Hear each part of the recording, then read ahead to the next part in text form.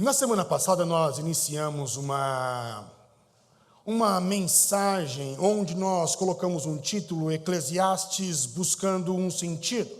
Foi em cima disso que nós começamos a falar na semana passada, e a ideia por trás deste título é tentar trazer, anexar, unir este mês de setembro, o que ele representa, a prevenção contra o suicídio, a ansiedade, a depressão, então tudo o que está por detrás ou inserido dentro do mês de setembro, tentar casar com aquilo que o escritor bíblico Salomão passou por esse motivo. Nós então começamos a falar um pouquinho sobre Salomão, a sua trajetória. Pois se eu estou lendo bem, e se eu estou fazendo a leitura correta do texto bíblico em Eclesiastes, ao ler o livro de Eclesiastes, eu percebo nitidamente um vazio instaurado dentro de Salomão, uma vida sem sentido, uma busca por sentido, talvez uma ansiedade, com certeza uma depressão. É isso que eu encontro se eu estou fazendo a leitura de modo correto. E com isso, eu quero deixar bem claro a todos os irmãos que eu não estou aqui, eu falei isso semana passada e repito hoje.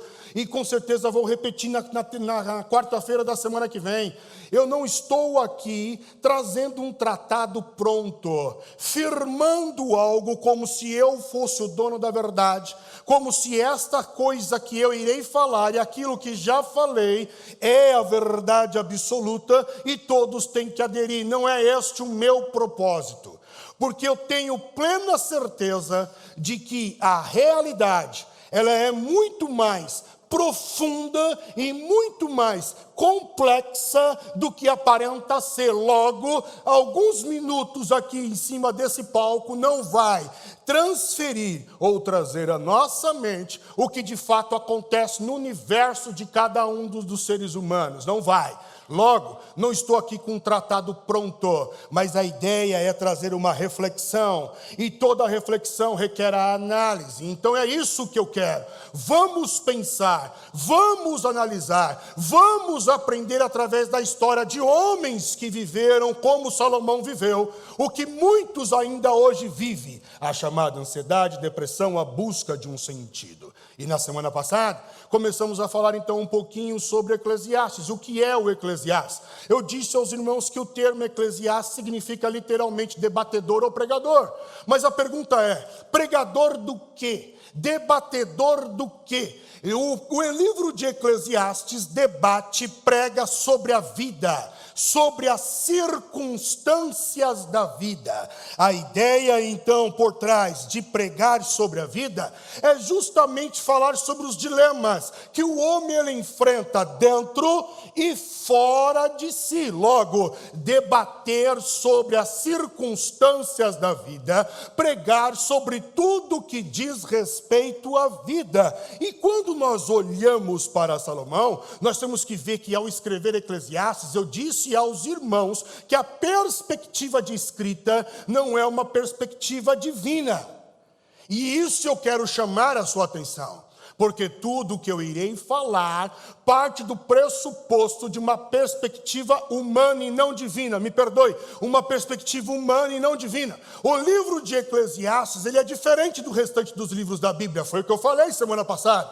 E por que é diferente? Porque a perspectiva é humana. A lente que Salomão usa para analisar, colocar critérios sobre as circunstâncias da vida é a lente humana, não é a lente divina, diferentemente dos outros livros. Os outros livros da Bíblia, a perspectiva é divina. Em Eclesiastes, a perspectiva, ela é humana. E no livro, Salomão então começa a andar, trilhar caminhos para justamente encontrar sentido na sua existência e preencher os vazios da sua alma. Foi sobre isso que nós conversamos na aula passada, na quarta-feira da semana passada. Mas enfim, o professor nunca sai da sala de aula, né?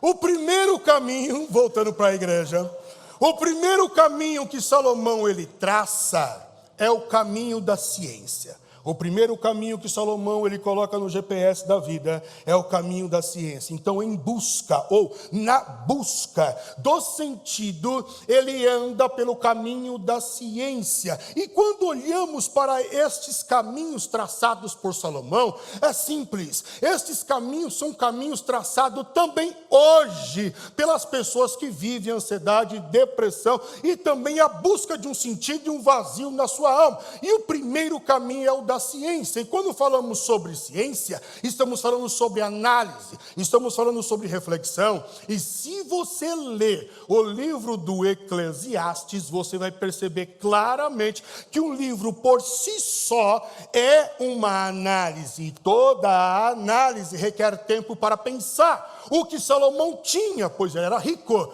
pois ele era rei, e também o seu reinado viveu em paz. Ele não precisou se preocupar com muita coisa que muitos reis que vieram depois ou antes dele se preocupavam. Então Salomão tinha tempo para pensar, e ele pensou muito. E ao analisar, refletir sobre a ciência, ele diz em Eclesiastes capítulo de número 1 e verso de número 6: o vento vai para o sul e faz o seu giro para o norte. Continuamente vai girando o vento e vai fazendo os seus circuitos. Perceba, quando eu vejo Salomão analisando o vento, percebendo o vento, ele não tinha tecnologia suficiente para poder seguir uma rota de vento. Ele não tinha satélite, ele não tinha outros aparelhos que poderiam calcular esta rota, ele não possuía nada disso. No entanto, ele fala uma verdade científica que está instaurada na ciência e na geografia de hoje. O que Salomão está falando sobre o circuito, o giro, o ciclo do vento, é o que nós chamamos hoje na geografia de ventos alísios. Ventos alísios são ventos quentes que nascem na linha do Equador, parte dele vai para o hemisfério norte, parte vai para o hemisfério sul. Quando chegam no hemisfério norte e no hemisfério sul, no polo norte e no polo sul, eles encontram uma massa de ar fria. Quando esse vento quente bate no ar gelado, ele perde a temperatura, perde força e volta devagar. Círculo. Quando chega de novo na linha do Equador, ele se aquece, aí ele volta de novo. Então, um circuito eterno o vento faz. Mas eu quero chamar a tua atenção para o seguinte: Salomão não está falando de vento. Ele usa o vento. O recurso para trazer uma analogia, um princípio, um ensinamento é o vento, mas ele não quer falar de vento. Ele está falando da vida.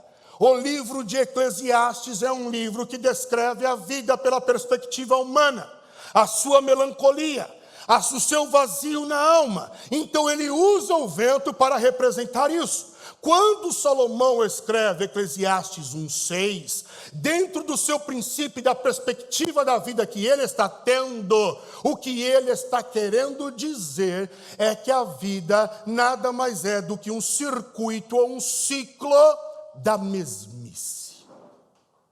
É isso que Salomão está querendo dizer. Todos os seres humanos passam pelos mesmos princípios. Choram quando nasce, cresce, tem uma vida árdua. Quando o problema não é externo, não é a falta de recursos externos, são problemas internos. E quando não são os dois, que esse ser humano passa, padece, enfrenta guerras fora, dentro de si, trabalha arduamente, não consegue conquistar o que deseja, não consegue fazer as mesmas coisas que outros conseguiram, e aquele que conseguiu não sente sentido naquilo que conseguiu. Então todos passam pelo mesmo ciclo e não leva a nada desta vida. Logo, a vida na perspectiva humana de Salomão é um circuito da mesmice. É isso que Salomão está querendo dizer. Mas para baixo, no verso de número 7, este mesmo homem, Salomão, agora escreve ainda dentro do caminho da ciência. E ele diz assim no verso 7: todos os rios vão para o mar, e contudo, o mar não se enche. Ao lugar para onde os rios vão, para ali tornam eles a correr. Repito, Salomão não está falando de rio. Ele usa o rio como usou o vento. E quando Salomão falou do vento, falou com propriedade científica da atualidade. E com o rio não é diferente. Ele está falando sobre os rios exógenos. O que é um rio exógeno que a ciência hoje classifica como exógeno? É um rio que nasce no interior de um continente, de um país, e morre no oceano, deságua no oceano. É sobre isso. Mas vamos substituir o que Salomão está querendo dizer, porque a perspectiva é sobre a vida. Então vamos substituir e vamos levar em consideração o mar como se fosse a vida. E o trajeto do rio como se fosse a tua peregrinação.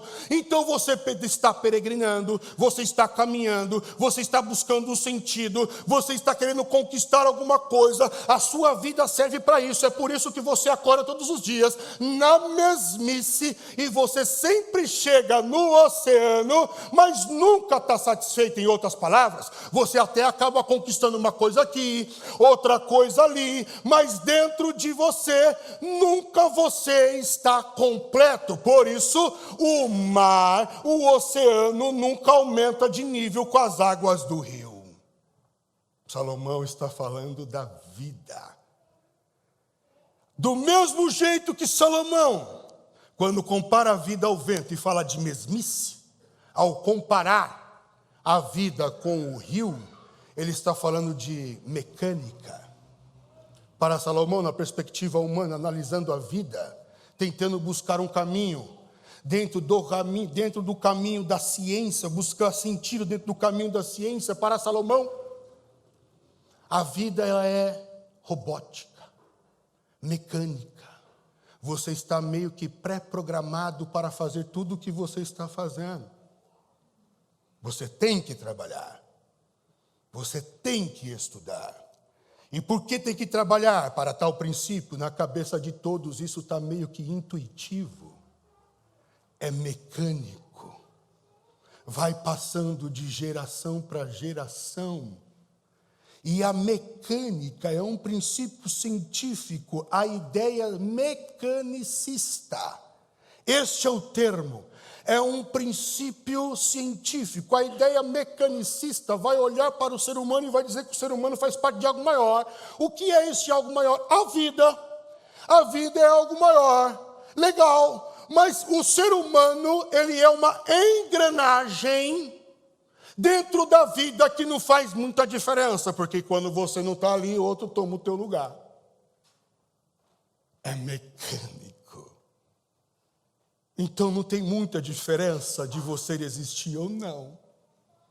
Dentro do drama cósmico, a minha e a tua existência é irrelevante. É isso que Salomão está querendo dizer. Eu não estou aqui sendo pessimista e muito menos sendo aqui um cavaleiro do Apocalipse. Eu estou apenas fazendo você pensar sobre o princípio da análise da vida pela perspectiva humana. Um homem que tem o vazio dentro de si e busca preencher esse vazio e encontrou um caminho chamado ciência. Mas quando se busca a ciência penumbrista, a ciência da penumbra, aquilo que não é nítido, esse tipo de ciência afasta você de Deus ao ponto de você virar um descrente.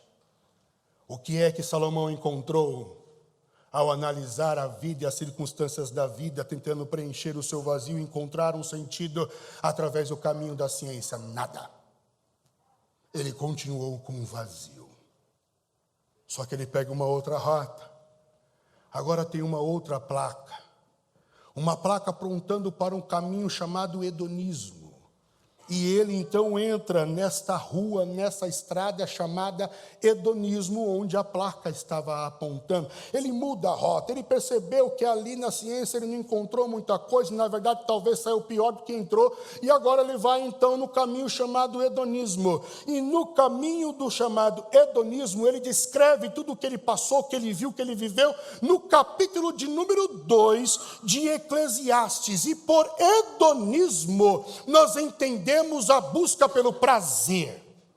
Repito, hedonismo, a busca pelo prazer. E quando eu falo do prazer, eu estou falando do culto ao prazer. E quando eu falo do culto ao prazer, eu estou falando do prazer como sendo o fundamento da vida. Em outras palavras, o que eu quero dizer é que o prazer, ele é o objetivo. Tudo que eu fizer na minha vida tem que gerar prazer, pois se não gerou prazer, então todo aquele meu esforço é inválido, hedonismo. E isso me faz lembrar de um escritor norte-americano, Ernest Hemingway. Ele viveu esse tipo de hedonismo. Com 20 anos de idade, ele se torna rico, riquíssimo, milionário, famoso, cheio de status. Viveu entre a elite literária da França, dos Estados Unidos e de outros grandes países. Não tinha carência de nada, e tudo que o dinheiro podia comprar, ele comprou. Ele viveu, ele experimentou. Ele andou por caminhos que talvez homem na vida nunca pensou em andar. Bebeu bebidas caríssimas que o homem nunca nem soube que existia. Ele participou de esportes exóticos na África, no mar Carimbenho, que homens não vão conhecer nunca. Ele viveu tudo que o dinheiro poderia comprar e não teve carência ou falta também de sexo. Não teve. Tudo do que é prazer, Ernest viveu. Mas um belo dia ele acorda. E quando ele acorda, ele olha para si, senta, reflete, analisa sobre a própria vida e tenta encontrar um sentido na existência dele. E esse pensamento cria raízes. O que era para ele ter refletido por algumas horas virou dias, que virou semanas, que virou meses. Até que um dia ele não aguenta mais o fardo, pois não encontrou um sentido na sua existência. Ele pegou uma espingarda tradicional da sua família, que passou de geração em geração até chegar nele, e ele resolve dar cabo da sua vida. Salomão não é muito diferente de Ernest. Nós vamos ver que Salomão é riquíssimo. Ele é rei. Deus prometeu para ele riqueza. E antes dele não teve ninguém maior na riqueza do que Salomão, e depois dele também não. Era o homem mais rico do Oriente Médio, do mundo da época. Salomão teve 1000 mulheres. Para coabitar com a mesma mulher, Salomão ficava cerca de 2 anos e 7 meses para poder encontrar a mesma mulher. 1000 mulheres. Salomão viveu o que muitos homens nunca iriam viver. E ele ainda escreve, sintetizando os prazeres que viveu. No verso 9, no verso 10 de capítulo 2, Salomão escreve assim, fui engrandecido e aumentei mais do que todos. A expressão que Salomão ele usa, e aumentei mais do que todos os que houve antes de mim em Jerusalém. Do que ele está falando? Riqueza, poder, dinheiro. E ele continua, perseverou também comigo a minha sabedoria. O que ele está querendo dizer é o seguinte: os que vieram antes de mim, os que existem, além de ter riqueza, ou ter riqueza mais do que eles, mais status, mais fama, ainda por cima eu tenho o que eles não tinham, sabedoria. Eles não tiveram sabedoria, eu ainda tenho sabedoria. Agora olha o restante dos versos, olha o que Salomão escreve. E tudo quanto desejaram os meus olhos, não lhes neguei. Nem privei o meu coração de alegria alguma, mas o meu coração se alegrou por todo o meu trabalho, e esta foi a minha porção de todo o meu trabalho. Em outras palavras, trabalhei arduamente buscando o prazer, e o prazer é a recompensa de tudo que sou, de tudo que vivi, de tudo que conquistei, de tudo o que eu trabalhei.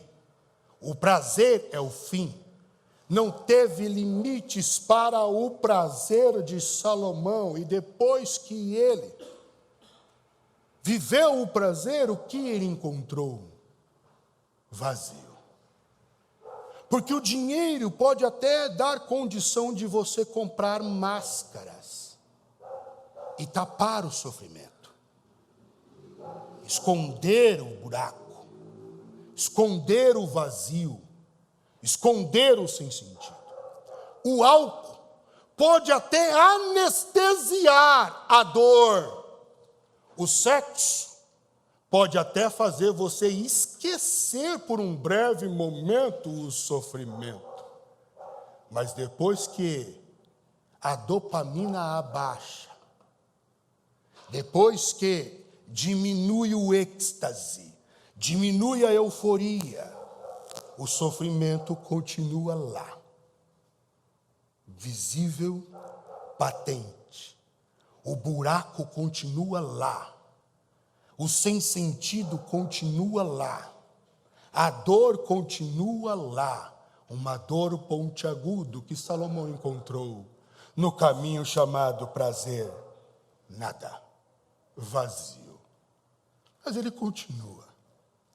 E agora ele entra pelo caminho do chamado materialismo. Do universo das ideias. Ele entra no caminho do universo das ideias.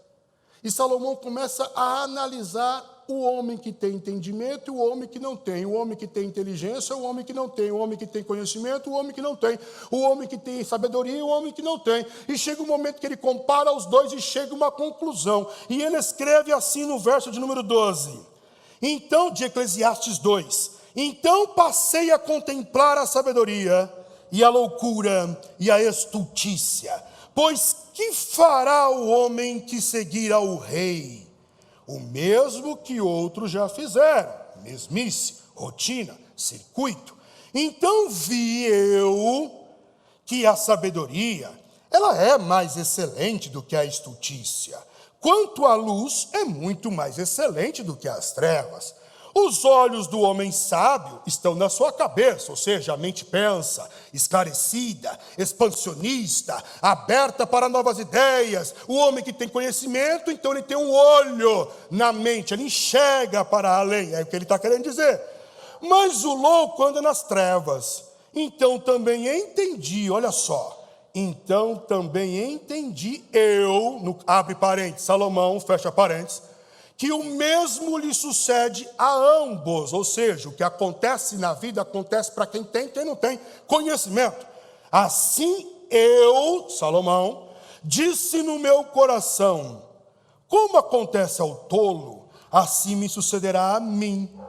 Por que então busquei eu mais sabedoria? E ele continua. Então disse no meu coração, que também isto é vaidade. O que Salomão está querendo dizer é o seguinte: se o que acontece àquele que é louco, que cospe no conhecimento, que não quer estudar, que não quer aprender, quer vida fácil, quer vida de malandro, e o que acontece com esse tipo de cara, acontece com quem está lá debruçado nos livros, na faculdade, no curso, no aprimoramento, na pós, no mestrado, no doutorado. Então, se acontece a mesma coisa para ambos, o fim é o mesmo, para que estudar? Para que estudar? É isso que Salomão está falando. Irmão, por favor, não me entenda mal. O pastor está falando para eu não estudar mais, é isso? Não é isso que eu estou falando, irmão. Eu estou dando uma perspectiva de Salomão, o caminho que ele trilhou. Não vem colocar palavras nos meus lábios e satisfazer o que tu já está pensando, não. Pelo amor de Deus. Nem isso, não. Tá, eu estou demonstrando para você o caminho que ele trilhou. Muitos, para poder preencher o vazio, vão na ciência. Muitos, para preencher o vazio e encontrar um sentido, vão no prazer. E muitos, para encontrar o preenchimento do seu vazio, encontrar um sentido, também vão no conhecimento. É o que Salomão está percorrendo. E o que eu estou trazendo para você é justamente isso. Salomão, então, percebe que não adiantava se esforçar muito na perspectiva humana. Porque o que acontece a um, também acontece ao outro. Então eu não vou estudar essa ideia. Então Salomão, ele chega a uma conclusão acerca da vida dele e vê se isso não reflete o quadro que Setembro ele representa. Acompanhe comigo o verso 17 do capítulo de número 2. Verso 17 do capítulo de número 2. Olha a expressão fatalista, enfática. e psicológica de Salomão no verso 17 do capítulo 2. Por isso, odiei esta vida. Eu odiei a vida. O que Salomão está querendo dizer é ingrato. Todo o meu esforço e no final resultar na mesma coisa que o outro que não se esforçou nada. É ingrato, é sem sentido, não vale a pena viver. Alguns amaldiçoam o dia do nascimento. Maldito o dia em que nasci, como escreveu o escritor de Jó. Maldia o dia em que concebeu a minha mãe a minha vida. Maldia o dia que a pessoa deu recado para o meu pai. Maldito seja este dia. Por isso, odiei esta vida, porque a obra que se faz debaixo do sol, a perspectiva humana aí, não é para além, é só aqui nesse mundo que vivemos, porque a obra que se faz debaixo do sol me era penosa. Sim, é tudo vão. É tudo sem sentido, é aflição de espírito. Salomão trilhou esses caminhos iniciais e trilhou outros caminhos que eu não tenho tempo para falar hoje, mas semana que vem quero terminar. Os outros caminhos trilhados por Salomão é o materialismo, riqueza, trabalho, religião. São os caminhos que Salomão vai trilhar e nós vamos conversar sobre esses 3 caminhos em busca do sentido na semana que vem. Mas até aqui, Salomão não buscou um caminho. Porque nesse percurso, com certeza, nessa trajetória da vida que segue um curso só, pois é como o rio, vai até o oceano, segue um curso só. Na trajetória da vida, ele passou várias vezes pela placa que estava escrito sobre um caminho chamado Jesus próxima direita. E ele não entrou na próxima direita. Talvez porque a placa que anunciava o caminho e o percurso Jesus era de madeira. Recebia o nome de cruz, uma placa que não era uma madeira lapidada, era uma madeira rústica, sem verniz, sem cor. Na verdade, tinha uma cor. A cor desta placa era de sangue, um vermelho sangue. O cheiro dessa placa, quando se passa por ela, também não é agradável.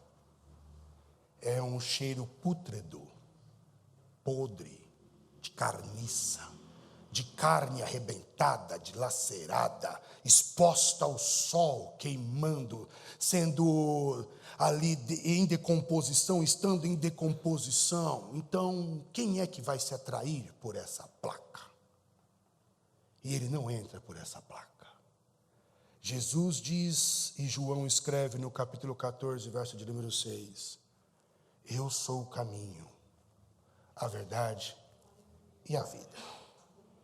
Se no caminho da vida, da peregrinação, há um vazio, e no caminho você entrou pela rota aí do hedonismo, da ciência e até mesmo do mundo das ideias, do conhecimento, da sabedoria, mas não entrou no caminho de Jesus, ainda há um vazio. Agora, se você entrar nesse caminho chamado Jesus, que nem está asfaltado, é de terra, é de lama, é estreito, só tem uma direção, não cabe outra pessoa, outro carro para voltar. É muito estreito esse caminho, não é agradável de percorrer. Ele é estreito, mas ele tem uma áurea, ele tem uma luz, e essa luz parece que ela vai ficando meio que real, não é só uma luz inacessível, mas conforme você vai entrando nesse caminho cheio de fardo, cheio de culpa, cheio de dor, cheio de sofrimento, cheio de vazio, cheio de sentido, essa luz ela vai se tornando tão real que parece parece que você, sem perceber,